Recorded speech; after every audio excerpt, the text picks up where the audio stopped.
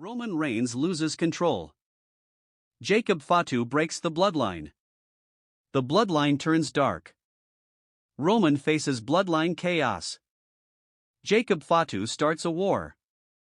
What happens when the most powerful family in WWE starts fearing itself? And what if Roman Reigns is finally realizing that the empire he built can no longer be controlled? You know what's scary about the bloodline right now? It's not the attacks. It's not the betrayals. It's not even the violence.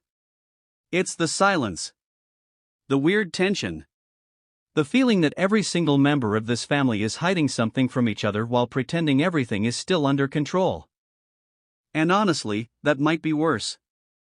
Because for years, Roman Reigns kept the bloodline together through fear, loyalty, manipulation, and straight-up emotional warfare. Let's be honest here. Roman didn't just lead the bloodline. He became the center of everybody's existence. Every decision went through him. Every victory belonged to him. Every failure somehow became somebody else's fault. That's how dominant Roman became. But now, things feel different. Now it feels like Roman is standing in the middle of a storm that's getting bigger every week, and for the first time in a very long time, he looks uncertain. And if you noticed it too, hit that like button because WWE is quietly telling a much darker story than most people realize.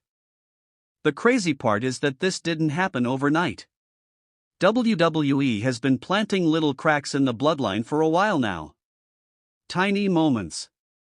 Weird facial expressions. Delayed reactions. Side-eye glances that lasted 1 second too long. You know, the kind of stuff wrestling fans immediately overanalyze at 2 a.m. like detectives solving a crime documentary.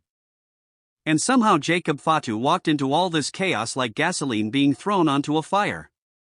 That man is terrifying. Seriously, Jacob Fatu doesn't even move like a normal wrestler. He moves like somebody who woke up angry at gravity itself. 1 second he's standing still, the next second somebody is flying across the ring wondering what life choices led them to this moment. The dude wrestles like he owes destruction money. But here's the thing people are starting to realize. Jacob Fatu may not actually care about Roman Reigns' vision for the bloodline. That's the problem. Roman built the bloodline around obedience. Around structure. Around respect for the tribal chief. Even when things got violent, there was still a hierarchy. Roman spoke. Everybody listened. End of discussion. But Jacob Fatu feels different. He doesn't look like somebody following orders. He looks like somebody waiting for the right moment to become the storm himself. And once that idea gets inside your head, you start noticing everything differently. Go back and watch the interactions carefully. Watch the body language. Watch how tense things feel whenever power shifts inside the group. There's this uncomfortable energy now, like everybody knows something bad is coming but nobody wants to say it out loud first. That's what makes this storyline so interesting right now. It's not just about fights anymore. It's psychological. Roman Reigns used to walk into arenas looking untouchable. The man had that final boss aura. Even his entrance felt disrespectfully powerful. By the time he reached the ring, half the roster already looked emotionally defeated. Meanwhile, Paul Heyman would stand there looking like a stressed-out lawyer trying to protect a billionaire from tax fraud allegations. Classic Heyman. But now, Roman doesn't feel fully secure anymore. And WWE is being very careful with how they show it. They're not making Roman weak. That's important. They're making him paranoid. Huge difference. A weak Roman Reigns would ruin the character. But a paranoid Roman Reigns? Oh, that's interesting. That's dangerous. Because paranoid leaders make mistakes. They stop trusting people. They lash out. They create enemies where there weren't any before. And honestly, Roman might already be doing that. Think about how many times loyalty has been tested in this family already. Jimmy USO. Jey Uso. Solo Sikoa. Every single relationship eventually turned complicated.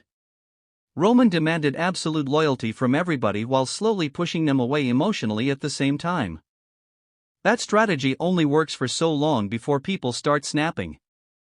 And Jacob Fatu doesn't exactly look like a patient man. That dude looks like he drinks pre-workout mixed with thunder. But let's talk about the bigger issue nobody wants to admit. The bloodline may have outgrown Roman Reigns. Yeah. I said it. And I know some people are already typing angry comments. Relax. Hear me out first. Every legendary faction in wrestling history eventually reaches this point. The group becomes so powerful, so layered, so full of competing egos that eventually the original leader can't fully control it anymore. We've seen versions of this story before. But this one feels darker because it involves family. Blood. Legacy. Generational pride. These aren't just teammates turning on each other. These are people tied together forever whether they like it or not. That changes everything. Because betrayal inside the bloodline doesn't just feel strategic.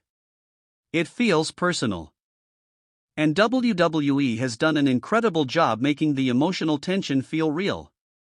You can feel the resentment building underneath every interaction now. Every promo sounds like somebody holding back years of frustration. Even when they stand together, they don't feel united anymore. That's the creepy part. You know those horror movies where the family eats dinner together pretending everything is normal while secretly everybody knows the house is haunted?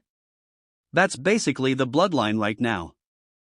And Roman might be the last person realizing how bad things have gotten. Or maybe he already knows.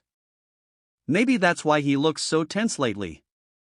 Because deep down Roman understands something terrifying. Fear created the bloodline, but fear can't hold it together forever. At some point people stop fearing the king. At some point they start questioning him. And once that happens, everything changes. Jacob Fatu represents chaos in its purest form. He's unpredictable, violent, emotional, and most importantly, uncontrollable. Roman built an empire on control. That combination was always going to explode eventually. And if WWE really commits to this direction, this could become one of the darkest chapters the Bloodline story has ever had. Not because of who gets attacked, but because of what happens psychologically when Roman realizes he may not be the true center of power anymore. That's the kind of storyline that slowly destroys a character from the inside out. And honestly, Roman Reigns plays that kind of emotional tension perfectly. People forget how good Roman has become at subtle acting. The small expressions. The delayed reactions. The moments where he says nothing at all.